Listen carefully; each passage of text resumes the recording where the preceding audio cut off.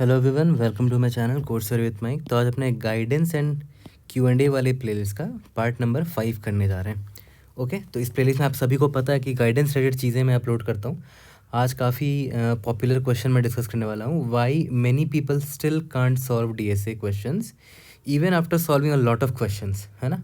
बहुत सारे लोग काफ़ी क्वेश्चन बना रखे हैं बट उनको दिक्कत होती है, तो बहुत लोगों ने ये सवाल पूछा है मुझसे।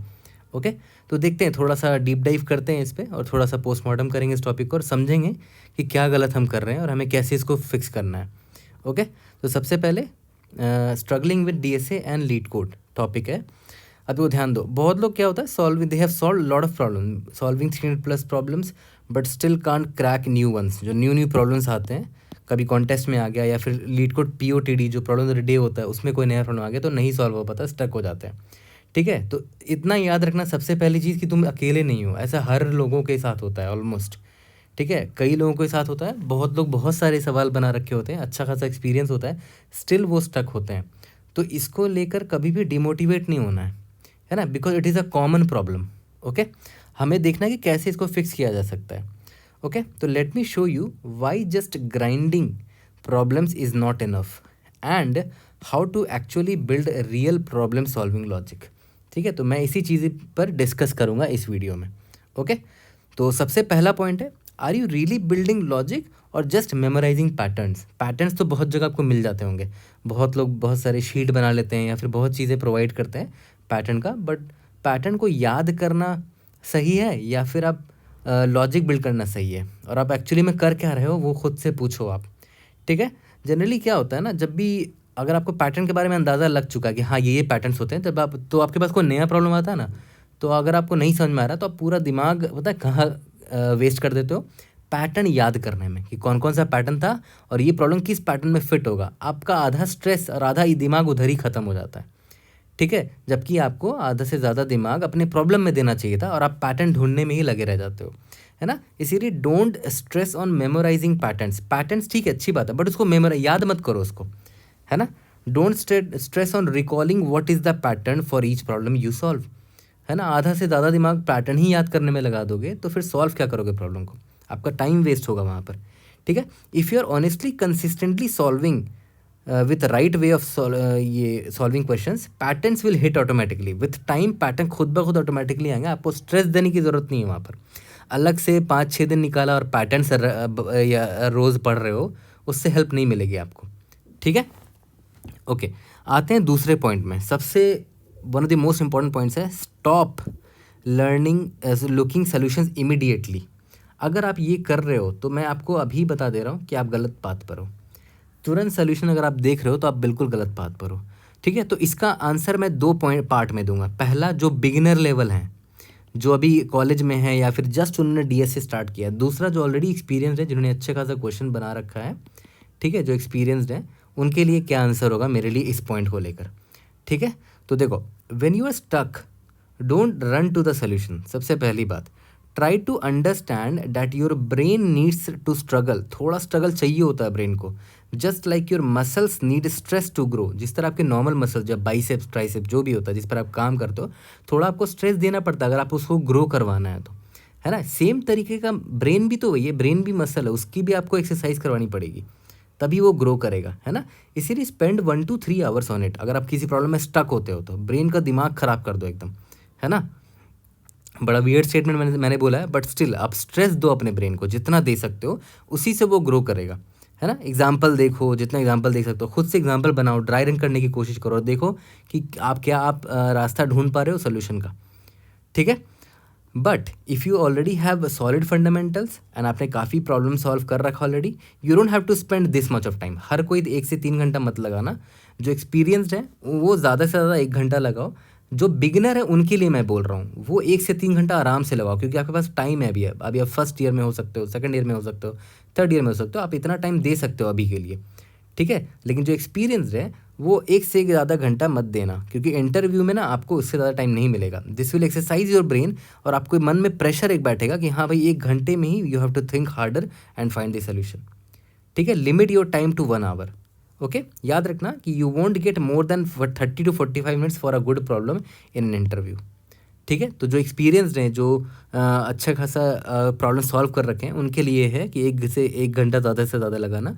लेकिन जो बिगिनर है, जितना टाइम दे सकते हो किसी चीज़ को समझने में उतना टाइम दो, है ना। उससे आपका दिमाग ख़राब होगा, थोड़ा स्ट्रेस पड़ेगा आपके दिमाग में, और आप धीरे धीरे ग्रो करोगे, आपके ब्रेन का एक्सरसाइज होगा। ओके, अब आते हैं नेक्स्ट पॉइंट में, लर्न फ्रॉम हिंट्स फर्स्ट। अगर आप किसी प्रॉब्लम में स्टक होते हो तो सबसे पहले हिंट 1 देखो, फिर ट्राई करो, नहीं हुआ फिर हिंट 2 देखो, फिर ट्राई करो, फिर भी नहीं होता है सारे हिंट देखने पर तो टॉपिक देखो। ठीक है, जो हिंट्स आपने देखा, आपने मान लेते ट्राई किया और उससे भी नहीं हो पाया, मान के चलते हैं, तो पहले तो टॉपिक देखो। ठीक है, अब टॉपिक मान लेते हैं आपने देखा, मान लेते हैं टॉपिक का नाम है सेगमेंट्री, तो मान लेते हैं आपने टॉपिक पढ़ा ही नहीं है, तो जाके पहले टॉपिक पढ़ो। हो सकता है कंसेप्ट आपने पढ़ा ही नहीं हो, तो जाके पहले कंसेप्ट पढ़ो, और फिर अगर अगर आप पढ़ रखा है आपने उस कंसेप्ट को, फिर भी आपसे एक प्रॉब्लम नहीं बन रहा, तो एक बार उस कंसेप्ट को रिवाइज ज़रूर कर लो। ठीक है, उसको रिवाइज कर लो, try thinking about the topic with respect to the problem. फिर उस टॉपिक की मदद से इस प्रॉब्लम को देखो किस तरह आप रिलेट करके सॉल्व कर सकते हो। फिर भी अगर नहीं होता, तब आप जाके सोल्यूशन देख सकते हो, या तो मेरे वीडियो के सोल्यूशन देख लो, कहीं से भी देख लो। ठीक है, बट पूरा सोल्यूशन भी मत देखना, वहाँ पर देखो कि उसका स्टार्टिंग में अब थॉट प्रोसेस क्या है ना, इंट्यूशन क्या है, उसके बाद आगे बढ़ो। ठीक है, इतना करने से ना एटलीस्ट आपके ब्रेन को एक डायरेक्शन तो ज़रूर मिल जाएगा, ये तो गारंटी है। ठीक है, एटलीस्ट आप नल से थोड़ा तो आगे बढ़ोगे, जब आप एकदम ब्लैंक थे उससे थोड़ा तो आगे आप बढ़ चुके होगे, इतना हिंट और इतने टॉपिक देखने के बाद थोड़ा डायरेक्शन आपको मिल जाएगा।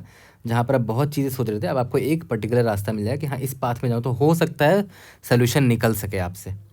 ठीक है, this is 100 times better than spoon feeding your brain, है ना। तुरंत सोल्यूशन देखने से फार बेटर है कि आप इतना हिंट ट्राई करो, टॉपिक का नाम ट्राई करो, ठीक है, और खुद से दिमाग लगा के सॉल्व करो।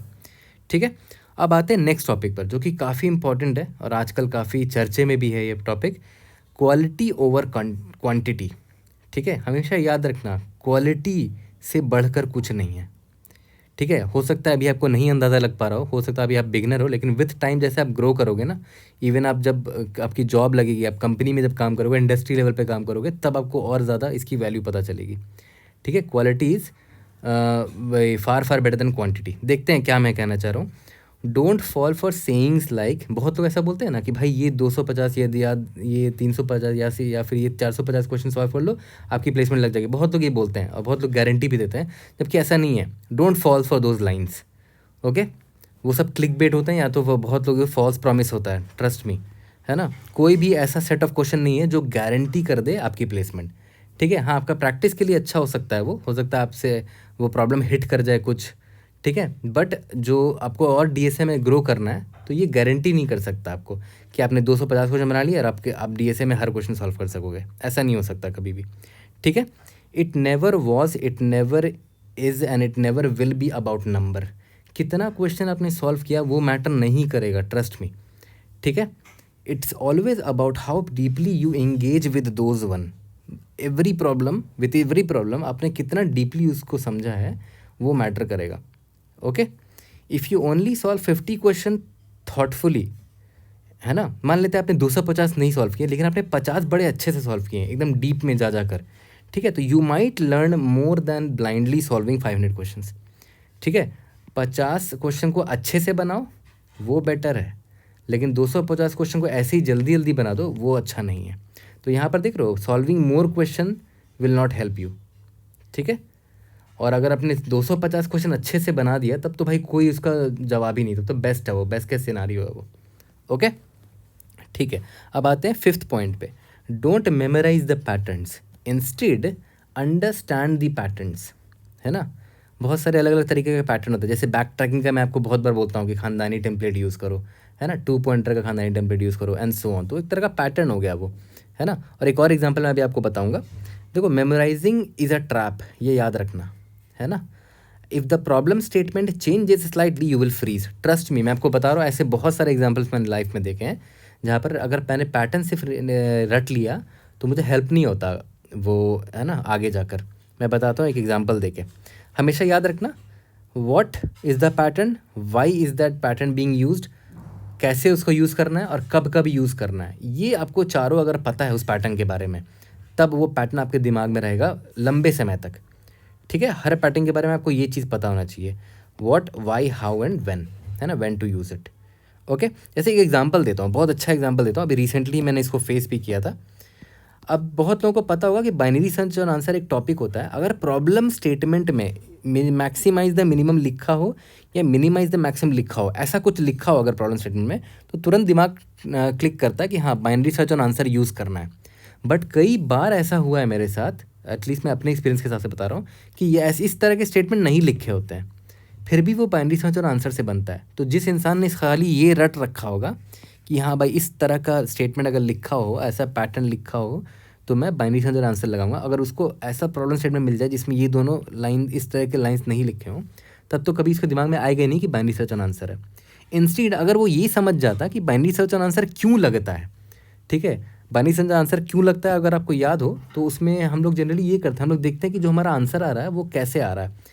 पहले हम एक बार मतलब लीनियरली हम आंसर लाने की कोशिश कर रहे हैं, क्या 1 लिया तो क्या आंसर आया, 2 लिया तो क्या आंसर आया, 3 लिया तो क्या आंसर आया, 4 लिया तो क्या आंसर आया, एंड सो ऑन। ठीक है, तो हम लोग देखते हैं अच्छा लीनियरली चेक कर रहे हैं, इससे अच्छा इसको बाइनरी सर्च में कन्वर्ट कर दो, है ना, बाइनरी सर्च की मदद से कन्वर्ट कर दो। तो लीनियर नेचर अगर आपको दिखता है प्रॉब्लम में, तो बाइनरी सर्च आपको हेल्प कर सकता है, क्योंकि लीनियरली सर्च करने से अच्छा है कि बाइनरी सर्च लगा के सर्च करो या बाइनरी सर्च लगा के अपने आंसर की तरफ जाओ। ठीक है, तो ये हो गया कि उस पैटर्न को आपने समझा, और ये हो गया कि आपने रट लिया बस पैटर्न को, है ना। ऐसे नहीं करना है, ऐसे करना है, आपको ये पाथ फॉलो करना है। हर पैटर्न को अच्छे से समझो कि वो पैटर्न क्यों लगा, क्या था इस पैटर्न के पीछे का कारण, है ना। ये होता है अंडरस्टैंडिंग द पैटर्न। ठीक है, ये हो गया मतलब क्रैमिंग द पैटर्न। रटना नहीं है आपको, सबसे बेकार चीज़ यही होता है। ओके, आगे बढ़ते हैं, छठे पॉइंट पर आते हैं, exploring multiple approaches. Okay, even if you solve the question, ठीक है, गो एंड वॉच और एक्सप्लोर अदर अप्रोचेस। ये बहुत हेल्प करता है आपको फर्दर ग्रो करने में, है ना। मैं पर्सनल एक्सपीरियंस से बता रहा हूँ। You might find cleaner approach, हो सकता है आपको बेटर अप्रोच मिल जाए, क्लीनर अप्रोच मिल जाए, हो सकता है ऑप्टिमाइज्ड अप्रोच मिल जाए, और हो सकता है कि you get a new way to look at the problem, है ना। इसीलिए मल्टीपल अप्रोचेस देखा करो अगर आपके पास टाइम है तो। This is how you will grow, trust me, इसी तरह आप ग्रो करोगे, इसी तरह आपका एक प्रॉब्लम को अलग अलग नज़रिए से सोचने का आपको तरीका पता चलेगा। Okay, you can see multiple resources to explore approaches, but watch where you find clear intuition and thought process. देखो, मान लेते हैं आपने प्रॉब्लम सॉल्व कर दिया, उसके बाद आपको चाहिए कि आपको और अप्रोचेस चाहिए, तो या तो लीड कोड के सोल्यूशन सेक्शन में चले जाओ, जहाँ पर बहुत लोग अलग अलग तरह का सोल्यूशन डालते हैं, लेकिन कई बार होता है कि वो लोग एक्सप्लेन नहीं करते हैं अच्छे से, बस डाल देते हैं।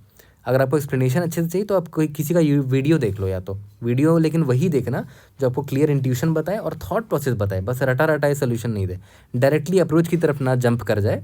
आपको पहले एक स्क्रैच से, एक बेस से स्टार्ट करे, क्लियर इंट्यूशन बताए और थॉट प्रोसेस बताए, हमेशा उसी तरह के रिसोर्स की तरफ जाया करो, वरना ग्रो कभी नहीं कर पाओगे। ठीक है, ओके, आगे बढ़ते हैं। देखो, बिगिनर्स के लिए बहुत इंपॉर्टेंट पॉइंट है ये 7th पॉइंट। ठीक है, please avoid AI for debugging as of now. कम से कम अभी के लिए AI को यूज़ करना बंद कर दो डिबगिंग पर्पज़ के लिए। उसका रीज़न मैं बताता हूँ। देखो, इतना तो मुझे पता है कि बड़ा टेम्पटिंग है AI यूज़ करना। आज के टाइम में बहुत सारे टूल्स आ गए ऑनलाइन, ChatGPT है, ग्रॉक है, डीप सीक है, एटसेट्रा, है ना। आप आराम से कोड को डालोगे और बोलोगे भाई ये वाला इसका DA टेस्ट फेल हो रहा है, बग वो ढूंढ के आपको दे देगा। ठीक है, AI तो आपके लिए यह काम आराम से कर सकता है, but please resist this as of now, अभी मत करो ऐसा काम। ठीक है, क्योंकि इंटरव्यू में तो AI आपको नहीं मिलने वाला, और इंटरव्यू में कोई सोल्यूशन अगर आपका अटका तो डिबग आपको खुद से करना पड़ेगा। तो AI आपको लेज़ी बना देगा, आप हर बार AI पे डिपेंडेंट नहीं रह सकते। ठीक है, आपकी जॉब लग जाए, उसके बाद कंपनी में कोई प्रॉब्लम सॉल्व करना है, मान लेते कोई प्रोजेक्ट मिला है, उसमें कोई सिनारियो जो आपको नहीं समझ में आ रहा है, उसके लिए AI की हेल्प लो ना। कोई कोड को ऑप्टिमाइज़ करना, उसके लिए AI की हेल्प लो, है ना। बट अभी के लिए जब आपको इंटरव्यू देना, उसके लिए AI का हेल्प मत लो। डिबगिंग पर्पज़ के लिए अभी खुद से ही डिबग करो, ड्राई रन करो खुद से। थोड़ा पेशेंस चाहिए होता है, आई नो, ड्राई रन के लिए, बट ड्राई रन करो अभी, अभी टाइम है आपके पास। स्पेशली बिगिनर्स को मैं बोल रहा हूँ, आई नो, क्योंकि आप ही लोगों के टाइम ये AI आया है। जब मैं अपने कॉलेज में था, ठीक है, तो तब के टाइम में ChatGPT ये सब नहीं था, इतना इतना ईजिली अवेलेबल नहीं था इन तरह के टूल्स। ठीक है, बट आज के टाइम में it's very easy with the help of these AI कि आप आराम से किसी प्रॉब्लम का सोल्यूशन निकाल सकते हो। ये AI हमेशा राइट सोल्यूशन नहीं देता, बट आप उसको थोड़ा मॉडिफाई कर सकते हो, आपको एक आइडिया मिल जाता है, बट अभी के लिए मत यूज़ करो उसको, वरना आप लेज़ी हो जाएगा, आपके ब्रेन को स्पून फीडिंग मिलता जाएगा और आप लेज़ी होते चले जाएगा, आपके ब्रेन का एक्सरसाइज कभी नहीं हो पाएगा, है ना। फिर आपका लॉजिक बिल्डिंग ये सब सारे स्लो हो जाएंगे, है ना, डिपेंडेंट हो जाएगा वो AI पे। ठीक है, you have to build that debugging skill, खुद से करो उसको build. Use AI to enhance your learning but not replace your learning, है ना। AI को ठीक है यूज़ करो अपनी लर्निंग को इन्हांस करने के लिए, लर्निंग को ही आप रिप्लेस मत कर दो कि हाँ AI ही मेरा काम करेगा, वो नहीं होना चाहिए, ठीक है। Okay, last point, follow a systematic plan. Don't directly jump into medium और हार्ड आफ्टर वॉचिंग और एनी स्टडिंग एनी कंसेप्ट। मान लेते हैं मैंने आपको पढ़ाया बाइनरी सर्च एंड आंसर, मान लेते हैं मैंने पढ़ाया कंसेप्ट पढ़ाया, तुरंत जाके हार्ड मीडियम मत सॉल्व करो, एक प्लान के हिसाब से चलो। सबसे पहले कंसेप्ट पढ़ो, चलो पढ़ लिया, उसके बाद 5 से 10 ईजी क्वेश्चन बनाओ, थोड़ा कॉन्फिडेंस आएगा और एटलीस्ट आपको कॉन्सेप्ट के बारे यूजेज पता चलेगा इस ईजी प्रॉब्लम से। उसके बाद मीडियम की तरफ जाओ, उसके बाद हार्ड की तरफ जाओ। तो एक पर्टिकुलर पैटर्न होता है जिसके हिसाब से आपको चलना चाहिए, ठीक है। और हमेशा याद रखना, it's a marathon not a sprint, है ना। तुरंत तुरंत नहीं होता है सब कुछ, मैराथन है, स्लोली स्लोली धीरे धीरे आप ग्रेजुअली आगे बढ़ोगे ना। We are running in a marathon not a sprint, याद रखना, सबसे इंपॉर्टेंट ट्रेट है ये, ठीक है।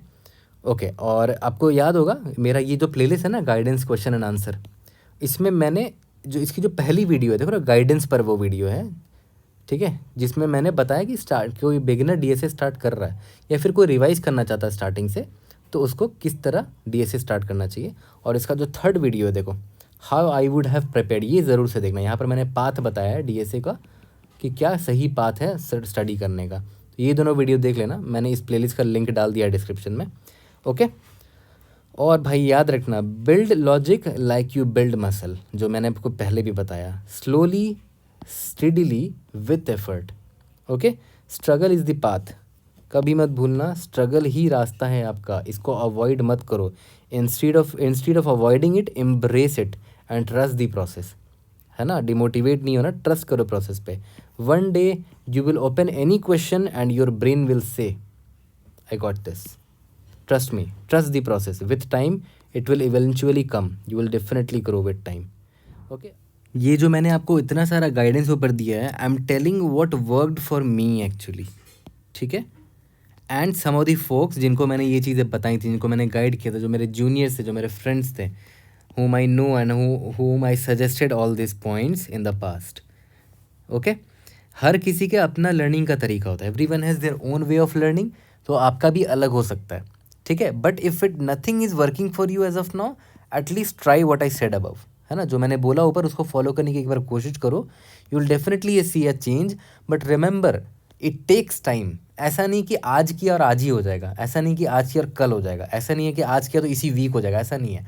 इट टेक्स टाइम, 20-30, है ना, 2 महीने, 50 दिन ऐसे लग सकते हैं, बट इट विल डेफिनेटली ये शो यू एन इम्प्रूवमेंट, है ना। इम्प्रूवमेंट ज़रूर आपको दिखेगा, it's a guarantee, okay. And like always with gratitude, तुम्हारा Mike, hashtag code story with Mike. So guys, आओ स्टोरी से कोड लिखें। Thank you so much, see you guys in the next video.